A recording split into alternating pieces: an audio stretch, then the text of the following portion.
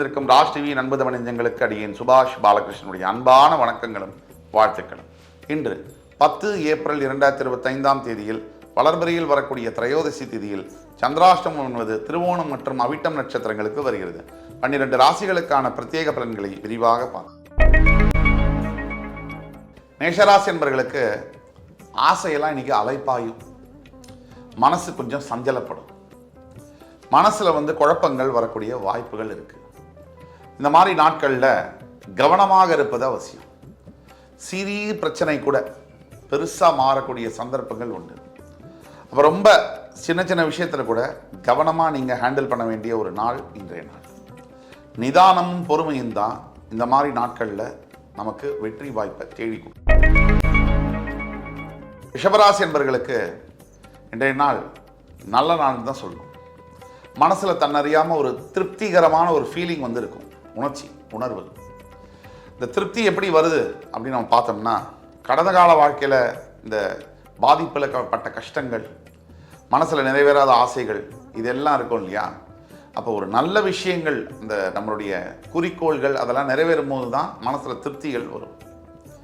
கணவன் மனைவி உறவுக்குள்ள பிரிவு முறிஞ்சு உறவு ஏற்படக்கூடிய திருப்தி, மாணவர்களுக்கு தேர்வில் வெற்றி பெறக்கூடிய திருப்தி, வேலை வாய்ப்பு புதுசாக கிடைச்ச இளைஞர்கள் எவ்வளோ திருப்தி அடைவாங்களோ அந்த திருப்தி, அப்பா அம்மாவுக்கு இதெல்லாம் செய்ய முடிஞ்சதே அப்படின்னு நினைக்கக்கூடிய மகள்கள் மனசில் வரக்கூடிய திருப்தி, பெற்ற பிள்ளைகள் சந்தோஷமாக இருக்கக்கூடிய பெற்றோர்கள் அவர்கள் மனசில் வரக்கூடிய திருப்தி, தன் பெத்த பசங்க பேர பசங்களாம் சந்தோஷமாக இருக்காங்களேன்னு பார்க்குற பெரியவர்களுடைய திருப்தி. ஆக திருப்திகரமான நாள். மிதுனராசி என்பவர்களுக்கு சற்று பின்னடைவுகளை தரக்கூடிய நாள் தான் இன்றைக்கு. எந்த ஒரு புதிய முடிவையும் எடுக்கக்கூடாது, புதிய முயற்சிகளில் ஈடுபட வேண்டாம். பொறுமையை காத்தால் வாழ்க்கை ஜாங்கிரி. இந்த நாள் என்னைக்குமே மறக்க முடியாத சில அனுபவங்களை தரும். அனுபவங்கள் தான் வாழ்க்கையில் வெற்றியை தரும், பக்குவத்தையும் தரும். அனுபவம் என்பதே வெற்றி, அப்படிதான் நம்ம பார்க்கணும். மிதுனராசி என்பவர்கள் பொறுமையை காக்க வேண்டும். கடகராசி என்பவர்களுக்கு மிகவும் லாபகரமான நாள். வியாபாரத்தில் மிகப்பெரிய உச்சத்தை எட்டக்கூடிய ஒரு நாள். பொருளாதார வரவில் மிகப்பெரிய அளவில் மேன்மை காணப்படும். பொதுவாக இன்னைக்கு வரைக்கும் இந்த பணம் வராது அப்படின்னு நம்ம நம்பிக்கிட்டு இருந்த பணமெல்லாம் திரும்பி வரும். சிம்மராசி என்பவர்களுக்கு அனைத்து விதமான நன்மைகளையும் தரக்கூடிய நாள்.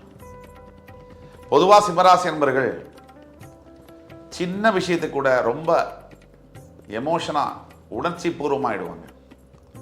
அப்படி அல்லாமல் இன்றைக்கு கொஞ்சம் உணர்ச்சியை கட்டுப்படுத்தி கொஞ்சம் யதார்த்தமாக சிந்திக்கும் பொழுது வாழ்க்கை நல்ல திசையில் பயணிக்கும்.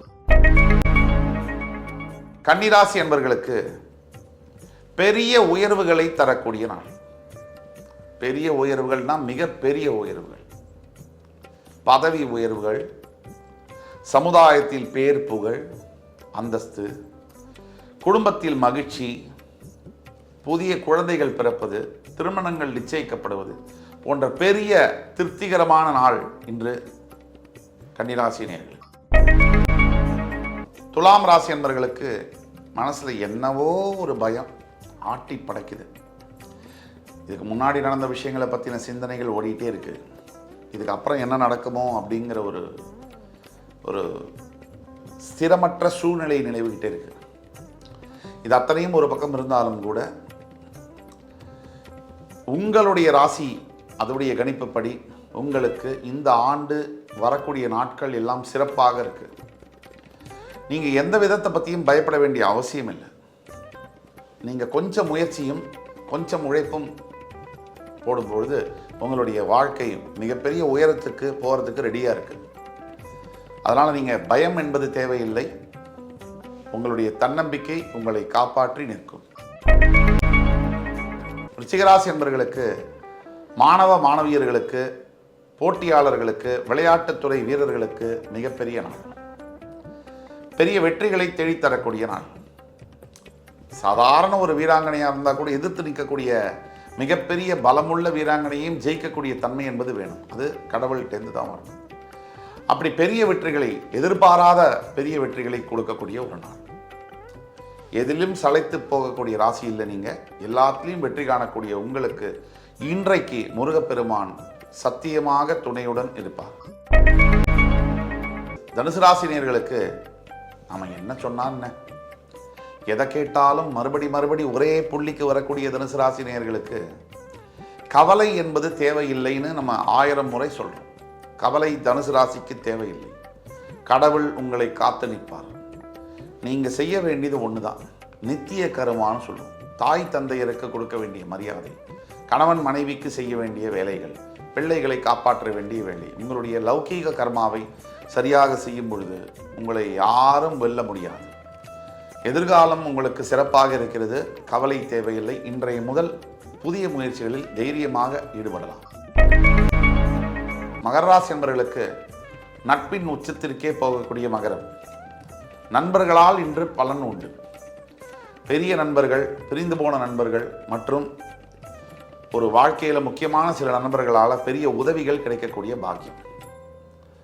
நான் இருக்கேன், நீ கவலைப்படாத அப்படின்னு வார்த்தைக்காவது நல்ல உண்மையான வார்த்தைகளை சொல்லக்கூடிய ஒரு நண்பனை நீங்கள் இன்று பார்ப்பீர்கள். நண்பன் இன்றைய துணை உங்களுக்கு. கும்பராசினியர்களுக்கு திட்டமிடுதல் ரொம்ப அவசியம். இன்னைக்கு ஏதாவது ஒரு வேலை வாய்ப்புகள் வச்சுருக்கீங்கன்னு சொன்னால் கரெக்டாக திட்டமிடணும். சரியாக திட்டமிடலைன்னு சொன்னால் வீணான அலைச்சலில் கொண்டு விட்டுடும்.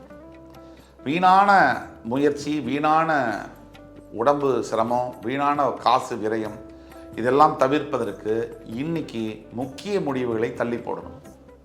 தேவையில்லாத குழப்பங்கள் வேண்டாம்.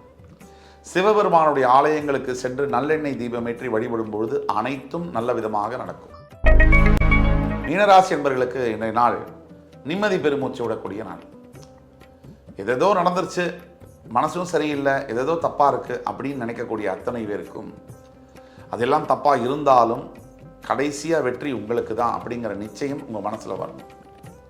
கடவுள் கண்டிப்பாக உங்களுக்காக காத்திருக்கிறார். கண்டிப்பாக உங்களுக்கு நல்ல வாழ்க்கை, எதிர்காலம் நிச்சயம் உண்டு. இன்று 10 ஏப்ரல் 2025 தேதிக்கான 12 ராசிகளுக்கான பிரத்யேக பலன்களை விரிவாக பார்த்தோம். அத்துணை ராசிக்காரர்களுக்கும் எம்பெருமான் முருகப்பெருமான் சகல விதமான சௌபாகியங்களையும் அளித்தருவார் என்ற நம்பிக்கையுடன் உங்கள் அத்துணை பேரிடமிருந்து விடைபெறுவது உங்கள் சுபாஷ் பாலகிருஷ்ணன். நன்றி, வணக்கம், வாழ்க வளமுடன்.